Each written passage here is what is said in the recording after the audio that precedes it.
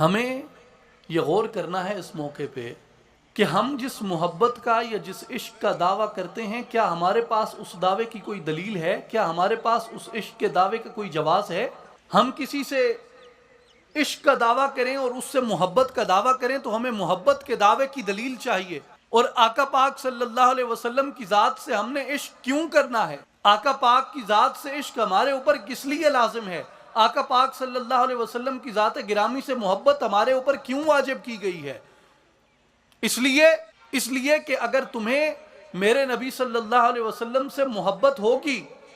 اللہ یہ فرماتا ہے کہ اگر تمہیں میرے رسول سے عشق ہوگا، اگر تمہیں میرے محبوب سے محبت ہوگی تو تمہیں میرے محبوب کی اطاعت کرنے میں اور میرے محبوب کے راستے کو اختیار کرنے میں آسانی ہوگی، اس لیے کہ تم اس راستے کو محبت سے اختیار کرو گے، اور جو چیز محبت سے اختیار کی جاتی ہے وہ اپنے اندر تاثیر رکھتی ہے، وہ اپنے اندر قوت اور طاقت رکھتی ہے، لیکن جس چیز کو مجبوری سے اپنایا جائے اس چیز کے اندر نہ وہ تاثیر رہتی ہے اور نہ ہی وہ طاقت رہتی ہے۔ اس لیے آقا پاک صلی اللہ علیہ وسلم کی ذات سے محبت اس لیے لازم ہے کہ ہم آقا پاک صلی اللہ علیہ وسلم کی اتباع کو شدت سے اپنا سکیں اور اسے مکمل طور پہ اختیار کر سکیں۔ گویا معلوم ہوا کہ جسے اللہ فوز عظیم کہتا ہے